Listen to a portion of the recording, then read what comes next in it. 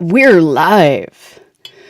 Hello, everyone. I'm just making sure we got all the tech correct this time. Hello, Amy. Do you wish to greet our audience? Hi, everybody. It's nice to be here. We're live. Whoa. Hello, You need everyone. to mute I'm us. just making sure we got all You the need to tech mute correct us. this time. Hello, Amy. Do you? There we Sorry. go. It's all right. It's all right. And this is why we often end up editing the front part off the episode. As a reminder to everyone, we currently have a fundraiser going on for the Planetary Science Institute, where the donations will go to supporting projects and people like us. Amy and I both work for the Planetary Science Institute. So yeah, that's everyone on Twitch can see that going on in the chat. And those of you over on YouTube, I don't know if there's anyone watching live on YouTube. Check us out on patreon.com/CosmoQuestX. If you join us on CosmoQuest, not only will you get the ability to support science, but you'll also get a whole lot more scientific and science adjacent content as we bring you the latest news, tales from the launch pad, and discuss the science behind some of your favorite fictions. So I think we actually have all of our technology going. And I am going to go ahead and kick this episode off. Hello, everyone, and welcome to our latest episode of After Hours, UTC edition. We are bringing you laid-back conversations aimed at our European colleagues who are probably drinking something more nighttime friendly than the coffee I'm currently drinking. But I am pleased to say I actually have a UTC plus zero-ish guest this week. Joining me is Dr. Amy Mlinar, who is located in Serbia. She is an American expat who is working online to help bring science to the minds of people all over the world, working both with young audiences and also doing her own science with the Europa imaging system and Reason instruments. She's also a member of the National Academy's Standing Committee on Astrobiology and Planetary Science. Welcome, Amy. It is so great to have you on this week. Well, thanks very much. Thanks for inviting me, and I look forward to chatting and answering any questions that people might have. So I wanted to talk this week about something that had a outsized influence on my life and yours as well. And that is the ability of summer camps, after school programs, and all of these out of classroom science experiences that we both have and get to teach. Um, I went to space camp. Allie Pelfrey, who is not here this week, she unfortunately has a sick cat.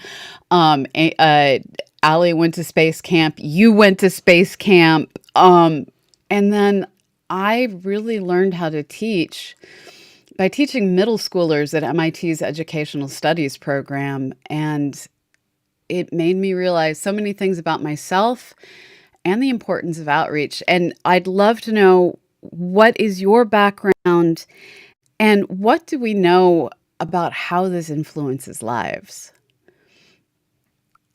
Sure. Well, I think I was lucky enough to grow up in the Bay Area in the 90s, and I think at that time, um, there were a lot of opportunities for outreach, like kinds of scientific kind of programs outside of school, through organizations like the Exploratorium, um, the Academy of Sciences, and I'm trying to think of the names of some of the other organizations that I interacted with when I was really young, like Expanding Your Horizons, which I think is still available, Yeah. running. That's a really good one. And yeah, I think all of those all of those things kind of, I think those kind of experiences are really important for kids. Um, you know, I I definitely want to first say that classroom teachers and what happens is in the classroom is of vital importance Yes. for kids' education. However, over time, the responsibilities on classroom teachers have only increased. And at the same time, I think that the freedom that we give to classroom teachers has decreased. Yeah. And so classroom teachers are under an enormous amount of pressure to deliver curriculum to students with a wide range of backgrounds and abilities. And they have to do that within extremely narrow guidelines set down by the state. And that's true, like not just in the United States, but it's true in other countries as well. And I think that that's where these kind of, extra sort of enrichment programs and things can come in because it offers kids, a different pathway for success, different avenues to explore topics in depth that they don't see in school, either because they're just not part of the curriculum, or the teachers don't have time, or they don't have resources to deliver it, or because it's just delivered in a different format. Yeah.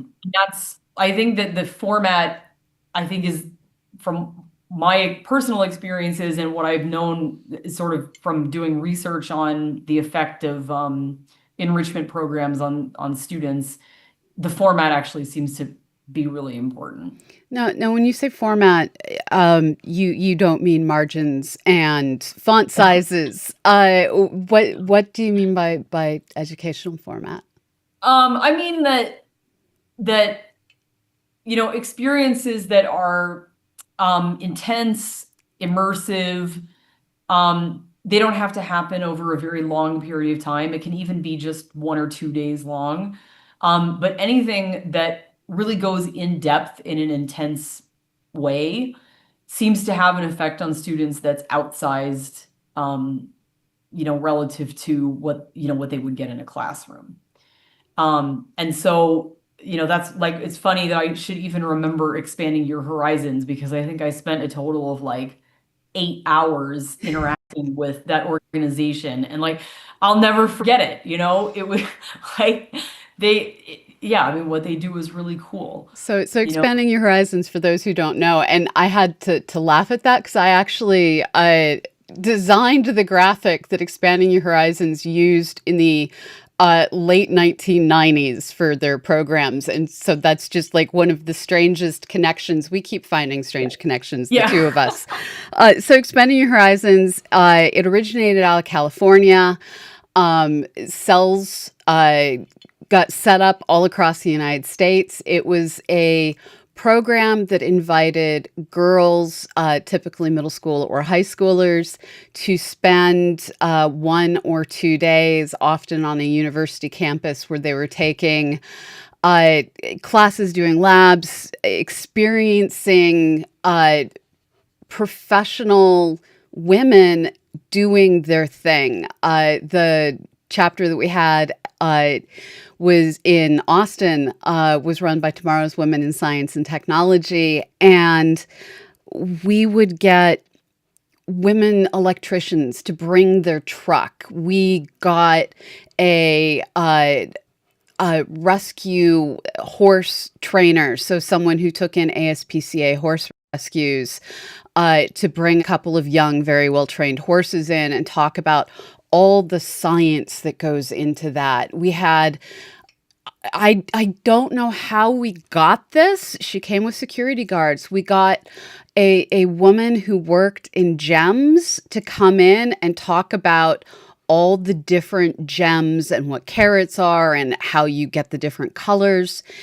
And so over the course of 1 or 2 days, depending on which program in the nation you were at, you were embedded with all of these other girls your own age, learning from professional women and seeing what these different possible careers could be seeing different lab experiences.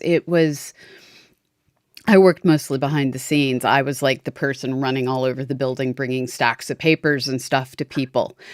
But seeing all the girls in all the different rooms was absolutely amazing. Yeah. Yeah, it's a really remarkable program. And I did one, oh man, I'm gonna say it was at the old Cubberley High School in Palo Alto. And then they I think also ran a program on the University of Colorado campus when I was in grad school. And they were looking for people to come. I was like, like of course I'm gonna, of course I'm gonna come back. It's so yeah, it was a wonderful thing.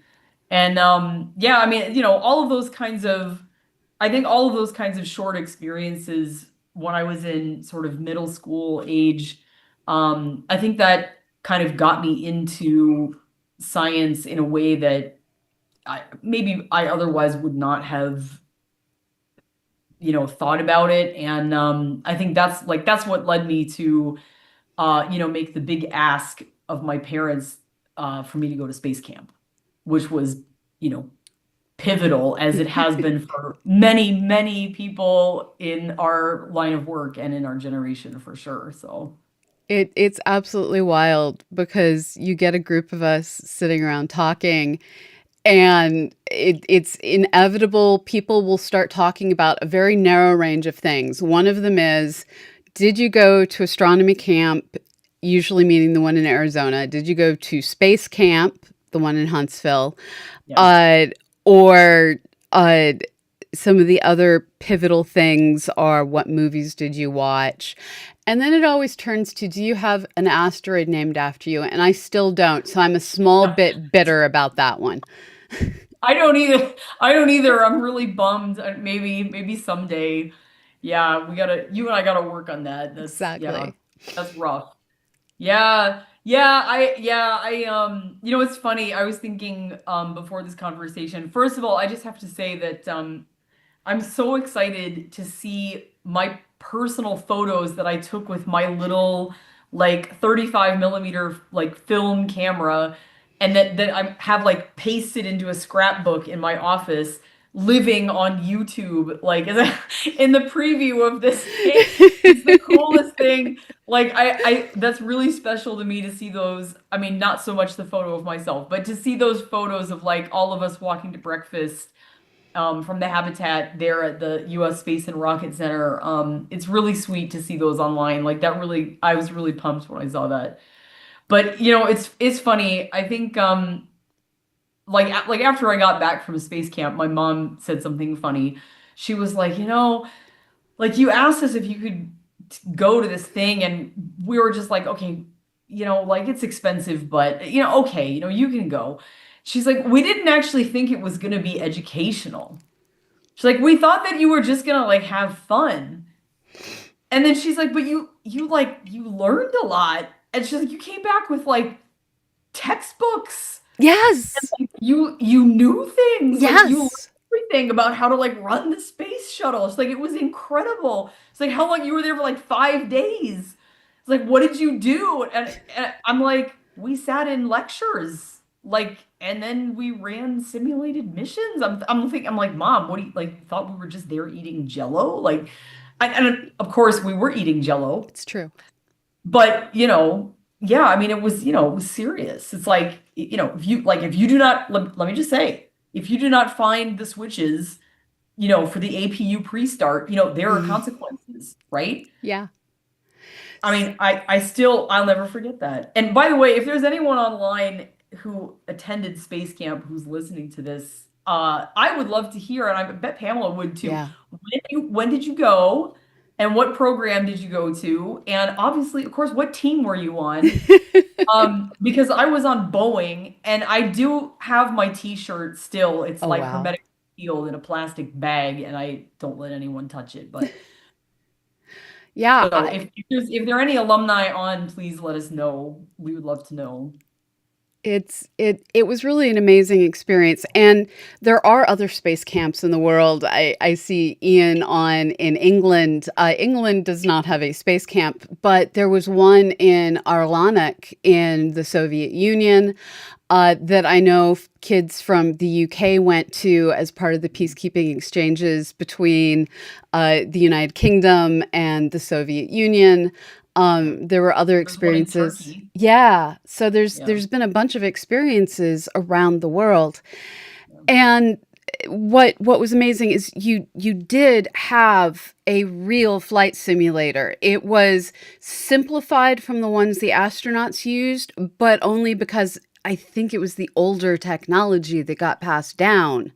Yeah. You got to go visit the uh, pool where they still train astronauts. You got to go visit the flattest floor in the room where they practiced various on-orbit things with satellites that would maneuver on pockets of air. Yeah. They had a arm simulator that space mission specialists could get strapped to go learn to service the Hubble. It was space Yeah. shuttle Yeah. technology. We're Yeah. old. It's great.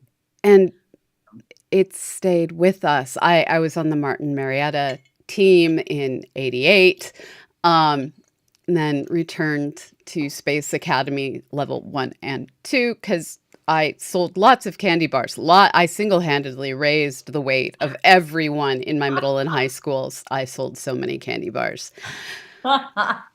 But but clearly these were super important experiences. They're Yeah. one thing I've talked about on CosmoQuest other times is I was part of a peacekeeping exchange to the Soviet Union through People to People. Mer Lafferty, who some of you know through her I Should Be Writing podcasts, she was part of a writers high school writers group that I guess it was English group that went to the Soviet Union. I was part of the astronomy team. There was a variety of different educational specialties. And the group of us that were part of that exchange the summer of '89, we're still in contact on Facebook. Yeah. And very few of us actually went into science. Yeah. But there were a ton of people from that still care about science. Yeah. And this is something you've now got to go and I've done the same not recently. I After I finished university, I moved back to Boston. I was working with the educational studies program at MIT that was a program that literally kept me sane in high school, getting to spend my weekends with other gifted and talented nerds was freeing to my brain. And I went back and I taught for the program. Um, you've got to continue working with programs throughout your life. How do you see them changing the lives of the kids that get to participate? What are the things you explain to funders and grant applications as this is what happens when you do this to a child's brain? Yeah. So it's interesting. I was involved for almost 25 years with the management at a board level and then in the C-suite of one of the summer programs that I attended in high school that had the biggest impact on me, which was the summer science program. And it's been running since 1959. It's still running. And it was interesting right around the time that I attended, about 5 years or so after I attended, the program started to be run by a nonprofit that was staffed by its own alumni, which was a really wonderful experience. Um, and one of the things that the alumni struggled with, myself included, was to describe to people precisely exactly what it was that program was doing to people's brains. Because all of the alums from 1959 up through till sort of 99, 2000, which is a little bit after I attended, So hold on, felt I have to. So Alan Gross just said he was part of it in 1962. Come on. Who was your AD? I'll let you know. There's lag in the Okay, system. I'll let tell you me who know. your AD was. And then anyway, I attended in 94. My AD was Leo Connolly. And anyway, still I was still at the Thatcher School. That was in the waning years of the Thatcher School era. And Alan, I apologize. Your name sounds very familiar. It's possible that we know each other. Anyway, so yeah, so we struggled for a long time to figure out how to explain to people. And so finally, back in sort of the pandemic years, we started working with an educational psychologist to actually try to figure out, like, let's do some like actual research on what it is that's changing for people when they attend this 6 week long, 5.5 week long program. Okay, Um, I'm gonna Go ahead. Dr. Routley, and I kid you not, he wrote Dr. Abel of the Abel catalog. I used the Yes. Abel catalog for my Yes. dissertation. It's a catalog of the most massive academic director on the diagonal.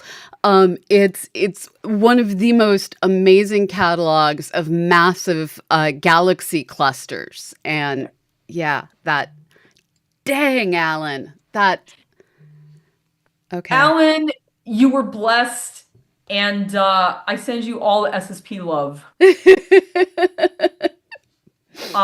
Yeah, yeah. There were some really amazing people who taught at that program. And I mean, it continues to be amazing even through to the present. Some really, really, truly talented, very special people.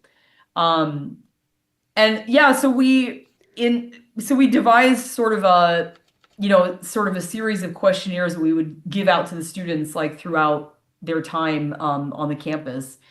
And basically, the sort of psychological construct that we were looking at was the idea that, through attending this summer experience, people are gaining, they're basically, we're igniting their intrinsic motivation. And so obviously that's not something that really happens a lot in a traditional classroom setting for a variety of reasons. Yeah, First of all, that's not what traditional school is designed to do.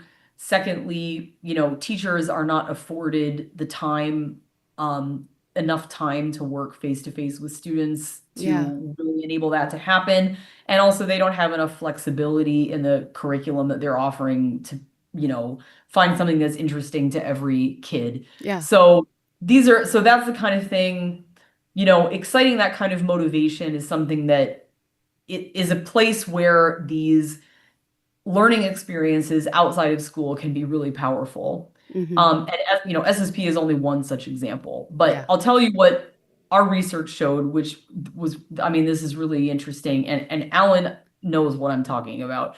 So basically, there's a psychological theory that in order for students to be intrinsically motivated, you have to fulfill three psychological needs. One is the need for a feeling of autonomy. So the students have to feel that they have the ability to make decisions about what to do in their project, like what to do in their education, that they are the ones who are in control of it. Yeah. It's not being prescribed to them from the top down. The second is a feeling of competence that they actually can achieve the task that has been put in front of them. Not always the case at SSP. Certainly not always the case at Space Camp. I No. have to say that was intentional Yeah. that they They threw push you things as at us. far as they can. Yeah, I mean, they really messed with us, as you know, particularly in the middle of the night on those 24-hour missions Yeah. in level 2. Anyway, and then the third is a feeling of a sense of community, that you're part of a group of people who are going through this experience as well. And so you're being supported by your colleagues, you're being supported by whoever instructors are present, whatever. So when we got the first summer's worth of data back at SSP, the psychologist we were working with he was like, look, something is wrong with the data. And I was like, what do you mean?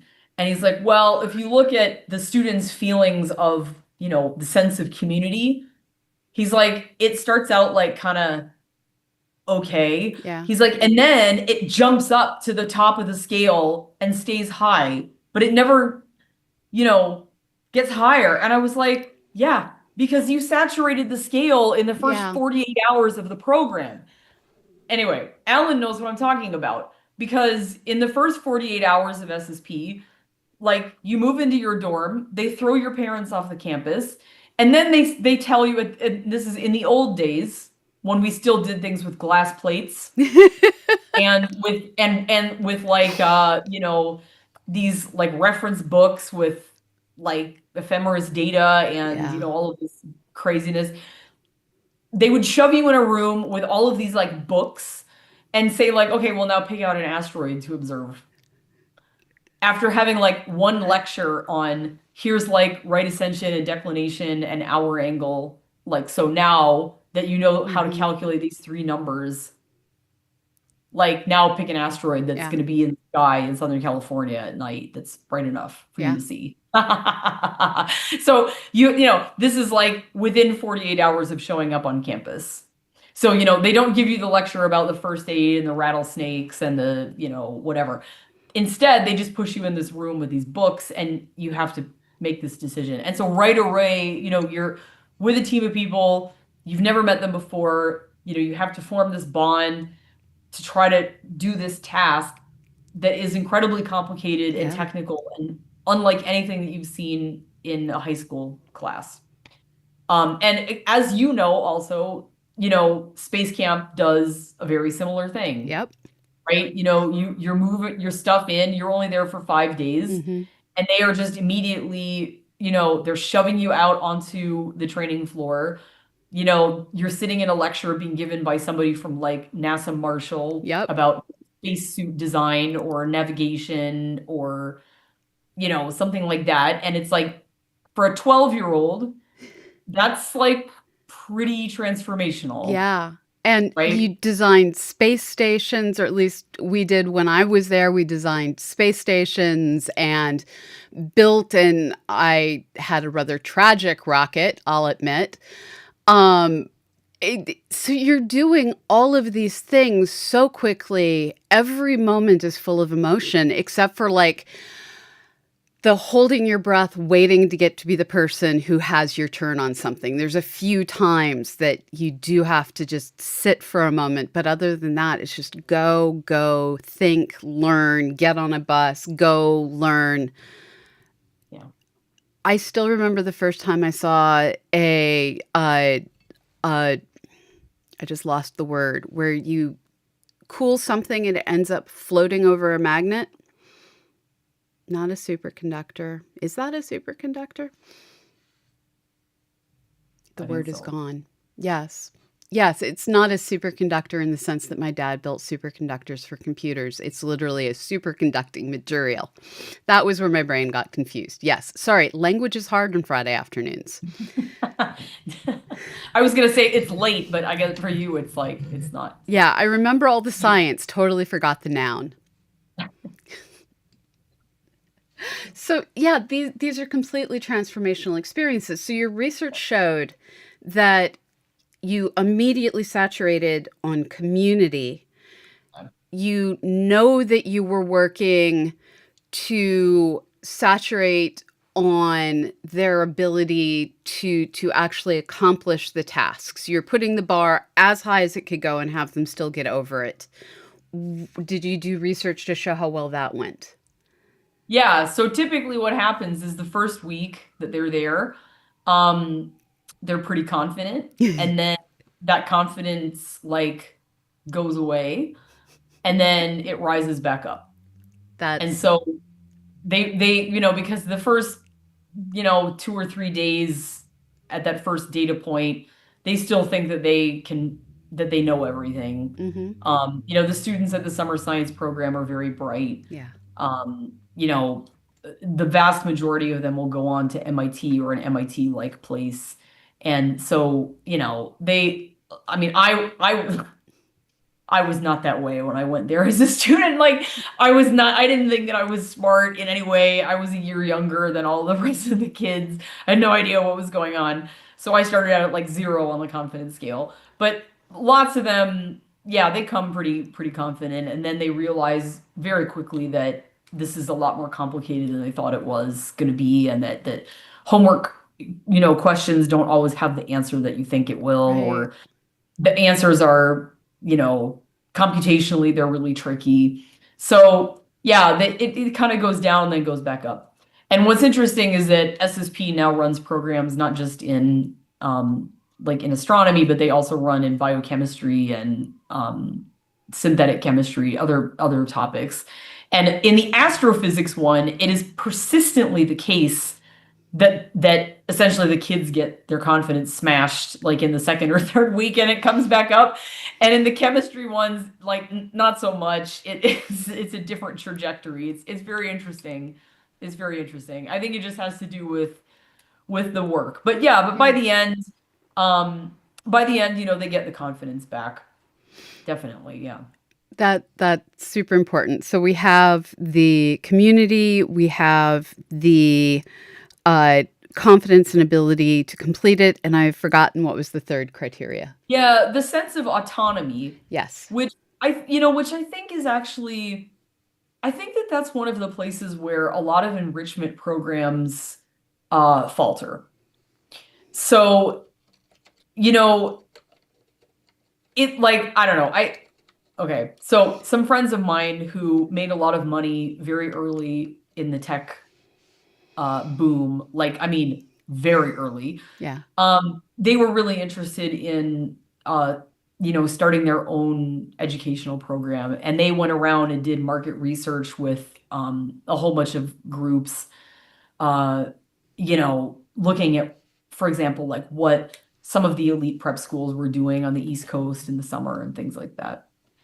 And, what they found was that, there are a million different programs out there and they all have different goals. But I think that the ones, and I think they came to think that the ones that are the most effective and the ones that, the ones that have the biggest impact on people's lives are the ones where the kids are really doing research. Yeah. And it doesn't have to be super cutting edge Yeah. research. Like the summer science program did and does, I believe, still continue to do asteroid orbit determination, which is like the least interesting possible topic in astronomy. But like it's something it's something that's doable by a high school student, barely. Um, and again, it's not really original research because like, can you look up the orbital elements of almost any asteroid? Like, yeah, sure you Yeah. can, right? But the students really feel like, they're taking their own data, they're reducing their own data, Yeah. and they feel ownership of the project. If they make a mistake, like it's on them. I mean, Alan, if you're still on the line, you remember the consequences in our days of SSP when we were doing photographs of asteroids with glass plates. The consequence on you as an individual and on a team if you mess up with a glass plate observation. And I'm talking like you get your fingers on the plate, you drop the plate on the ground on the way down from the observatory. Like if there's a You put it problem, in upside down. you put it in up. That's right, baby. You put it in upside down. You develop it improperly. Yeah. It gets mishandled after it's developed. It like falls off the table and shatters into a million pieces on the floor. You know, that's like those kinds of things. That's what gives kids the sense of autonomy. Like it's your responsibility to take the data. It's your responsibility to make sure that the measurements are correct. You decide if you need to go back to the observatory to take another measurement because one of your plates is like not really measurable.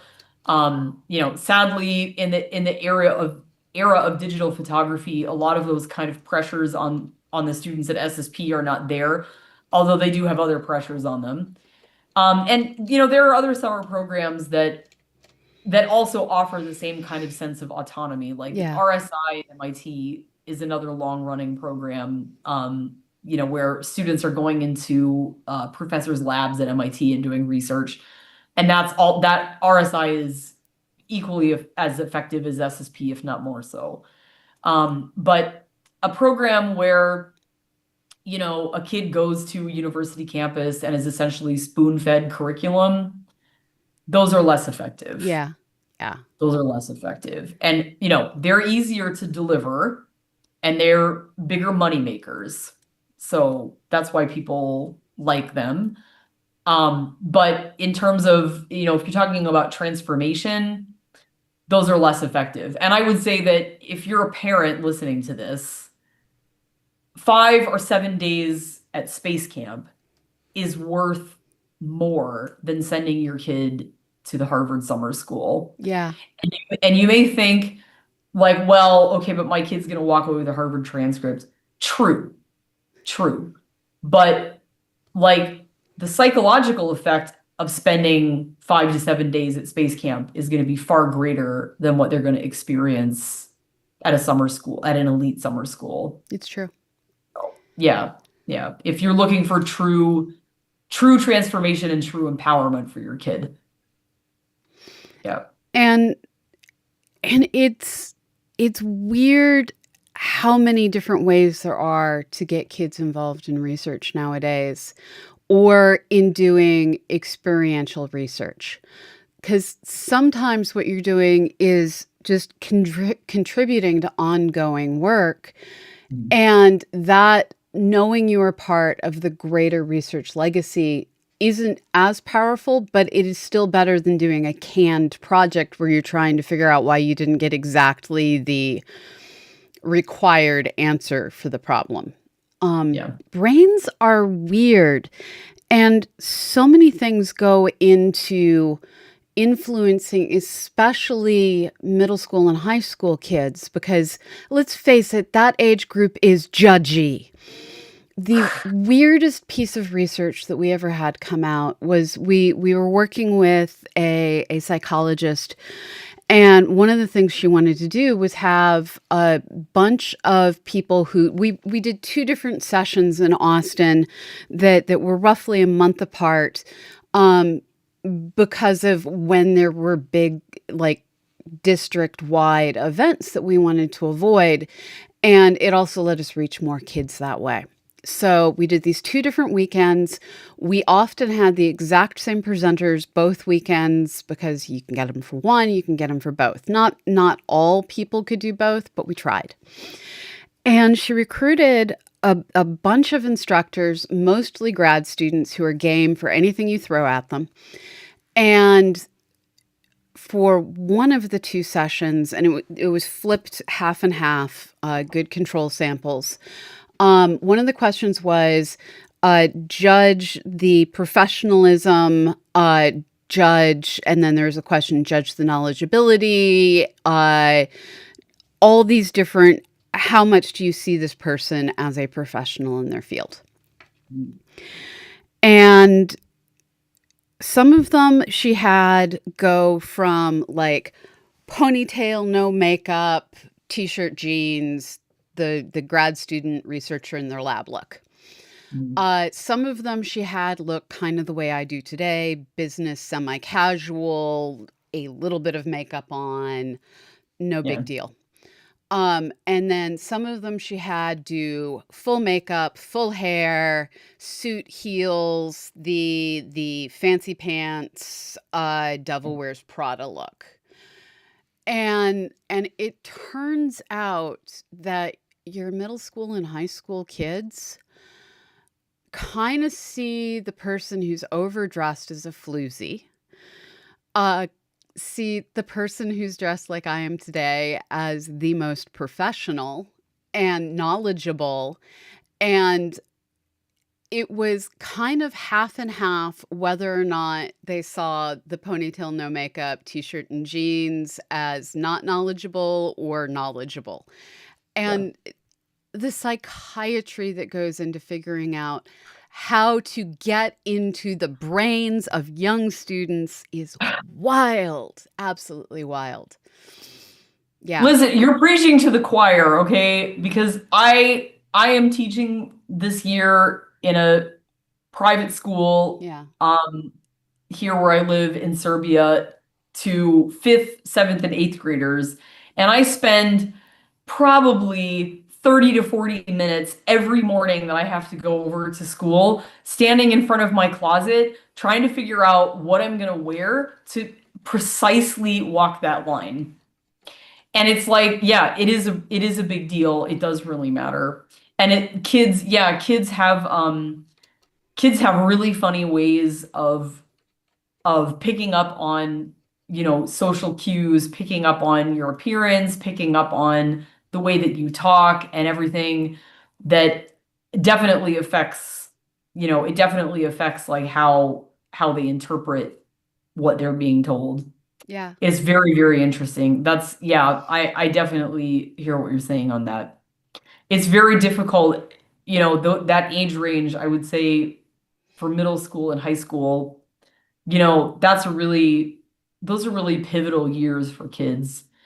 And what my colleagues, you know, I have a colleague who runs a program, very successful, wonderful program in Southern California, for first generation college students.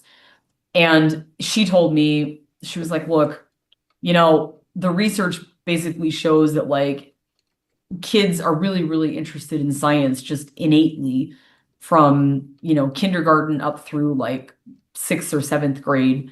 And if something will happen to them, like there will be like an incident, like sometimes even like a single point incident Yeah. that will happen to them at some point in middle school or high school that turns off the light. And Yeah. once that light turns off, it never goes back on. And this is something research from the American Association of University Women that was done in the 80s and 90s, it made it clear that middle school girls are one of the audiences you really have to target, due to that's also an age at which you start setting in mind people like this get treated like this by society, people like this get treated like this by society. And middle school is where you start getting harassed for liking science, you start getting harassed for being smart, and you see a lot of girls in particular start to hide their intelligence and stop being interested in science. And some of our teachers are just as bad as some of our students. And this is where we also have to have summer programs for the teachers that also change their views on science. And the noise program here in the United States does a lot of good work to improve science interactions with kids. There are research experiences for teachers funded by the National Science Foundation. But having a teacher who's afraid of science is one of the worst things that can happen to a kid. Yeah, that's a total devastation. Like if a teacher expresses a negative attitude about any discipline, but in particular science or math, to, middle school kids, but particularly to middle school girls, Yeah. that's a total nightmare. And I just have to give a plug to shout out to my eighth grade math teacher, who was like at that time a young teacher, like very cool, very stylish, very friendly, very, very good at math, extremely sharp, who basically, after I guess I failed the math placement exam when I was in seventh grade. I'm not sure what happened. I had like a really bad day. I got like a 60% or Oh, something. man. And basically, she pulled me back from the brink. Yeah. And, if she hadn't been there teaching at my middle school, I don't really know what would have happened. Like, that was also the year that my dad, who always really believed in me, like took me down to LA to tour Caltech, where I ultimately ended up going to college. Yeah. And I came back and my mom said, "Well, it's really nice that you liked Caltech, but that's for really, really smart people." So, it's really important. I'm just saying, I'm a Yeah. parent. Okay. I know Yeah. there are parents on the line. You got to be careful what you say to your kids, Yeah. man. They And and like, these things come out, and I also have to give a shout out to all of the people out there who are teachers, particularly in middle school and early high school, like the things that you say, your attitudes, your behavior really change lives. And I know that teachers know that, Yeah. but I wish that teachers in the United States in particular felt more empowered to, ignite kids and, were that they were better paid and less stressed Yeah. and felt less confined by state regulations and the like, and had more autonomy to teach the way that they want and to teach the material that they want. Because I think that the students in schools would benefit from that. Like there's a psychological benefit, not just an educational benefit to that. Yeah, Commentary Fairy points out in the Twitch chat, I taught 1 year of grade 6 before switching to high school. Middle school teachers who stick with it are a special sort of Oh superhero. yeah. And I have to Yeah. agree with that. They Um, yeah, they really are. Yeah. Middle school is rough, man. It's really rough.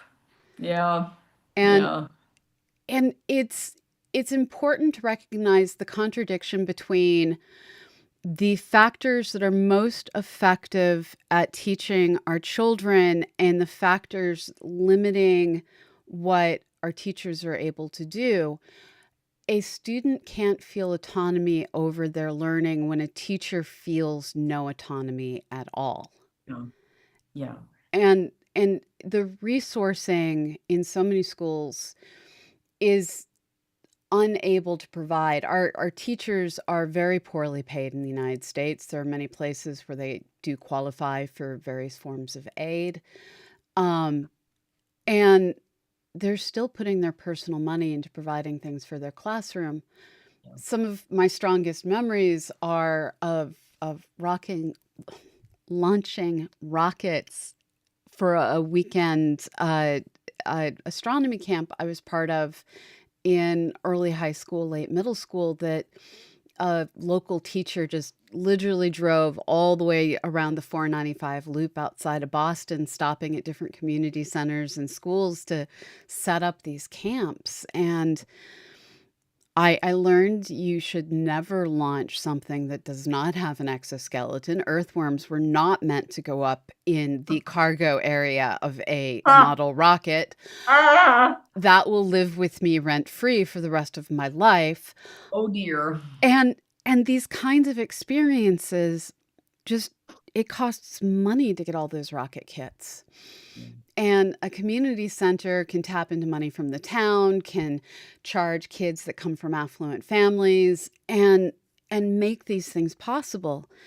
A school teacher teaching astronomy and rockets as part of the middle school curriculum can't get the permissions, Yeah. can't get the rockets. It's dangerous. We had enough trouble just getting teachers when we gave them free eclipse glasses to be able to take their kids outside for solar eclipses. I know. Rockets are never going to happen for I know. most schools. I know. It's very difficult. I just think that I think that the education system in many places is just it's choked by a lack of resources, um, lack of money, and just extremely, I'm not going to say rigid, but the level of sort of public education has become very risk averse. Yeah. It's relatively safe to keep kids in a classroom, doing worksheets or doing something on an iPad, but doing real things hands-on comes with risks. And Hmm. I understand all of the pressures that are on school districts, but there at some point will have to be there'll have to be some kind of reckoning. I mean, essentially, public education is the seed corn for innovation, for democracy in every country. Yeah. And when you start, you know, killing the seed corn, throwing it away, then you have a real problem. And you may not see that problem right away, but it will come. And the question is, like, how do you walk that back? How do you fix that? There are lots of studies that show, different countries that have turned around their public education systems. It's not like it's unknown, Right. how to do that, but the country has to make a decision that that's something that they want to do. And they have to pay the teachers. Yeah, and teachers have to be paid. Teachers have to be paid. But rebuilding an education system in a country where um, things have truly gone awry, it takes time. Hmm. It's not something that can be fixed right away. No, but it is something that can be fixed. Yeah, it can be fixed for sure. Yeah. And until then, we have out of school programs, whether they be after school, weekend, or summer programs Yeah. that can ignite fires Yeah. that hopefully keep those kids going and allow them to self propel into amazing deep dives into the things that really matter. Yeah. And the one thing I want to say is that we've spent a lot of time on this call talking about, in-person experiences. And the one thing that I'll say that I learned during the pandemic, is that a really good online program, Mm-hmm. particularly one where students can interact with an instructor, Yeah. with a researcher, um, you know, synchronously on Zoom online, they can be, if well done, Yeah. almost as effective as programs that are delivered in person. And the cool thing about that is that it opens up those kinds of experiences to entire swaths of students that otherwise maybe would not be able to attend. Students for whom, traveling is a financial barrier, students who come from countries where it's not possible for them to get a visa to enter the United Mm-hmm. States, students with health concerns, with mental health concerns that would make them not want to be away from their family. You know, these some of these online programs, like I think that the accessibility and affordability that these programs bring is a really beautiful thing. Yeah. And so, I hope that parents who are listening to this, if you have a child who, for whatever reason you may be concerned or it's financially prohibitive to have your kid, be away, for 3 to 5 weeks or even for 5 days, Mm-hmm. do not despair, No.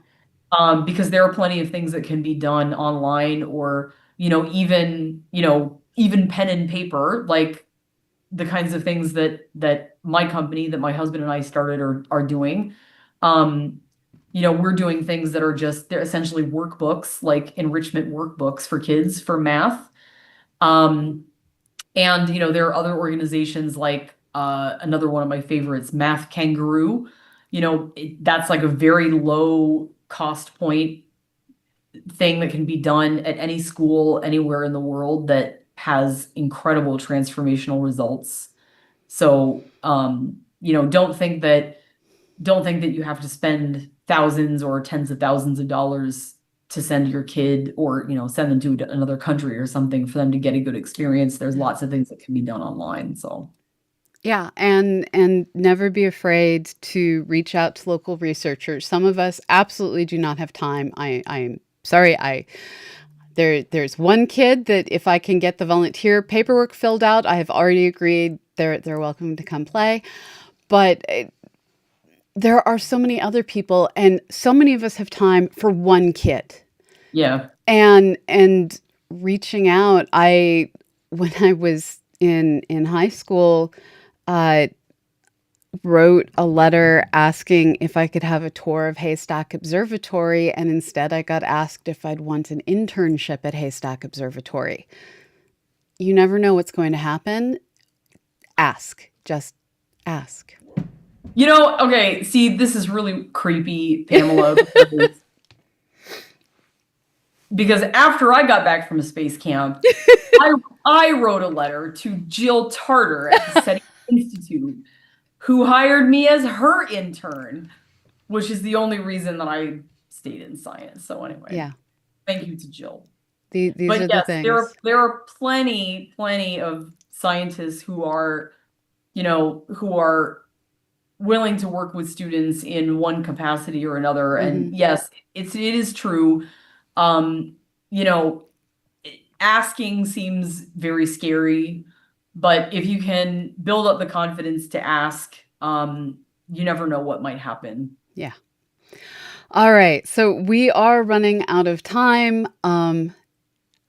Thank you, Amy. Thank you so much for joining us today. This has been a wonderful, rambling conversation, which is really the best kind to have. It's been a pleasure. It's always special to spend time with fellow Space Camp alumni and also fellow SSP alumni.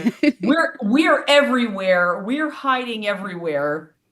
So it's been really lovely. And I do want to just say in the last minute, like if there are parents who are listening to this and are, would like to have an extended conversation about what things are available to your kid, like feel free to get in touch. Pamela can forward you my contact information. I have vast experience doing this kind of thing. I'm not a college counselor. I don't do that kind of work, but in terms of helping people find their way, figure out what options might be available for their kids, I'm very happy to have a conversation with anybody who might need that kind of help.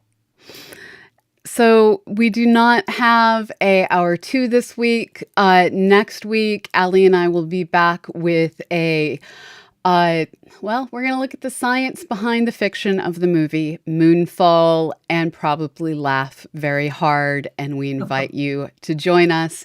The next stream that I think will be going live on this channel is there is hopefully a launch of Blue Origin's New Glenn carrying NASA's Escapade mission going up Sunday. If it is unable to launch Sunday, we are going to enter a point of confusion due to FAA flight restrictions. They're no longer going to be launching any commercial rockets, which includes Blue Origin's New Glenn, during daylight hours for the foreseeable future. And that mission is planning to launch during the day so they can try and land their booster. We will keep you up to date on that mission and everything else on our Blue Sky account, cosmoquest.org, and can get all the updates over on patreon.com/cosmoquestx. Go ahead, join for free, and we will fill your brains with science. For now, thank you all so much for being here. Thank you so much, Amy. It has been a wonderful afternoon. And somewhere, somewhen, I look forward to seeing all of you on the other side. Bye-bye, everyone. I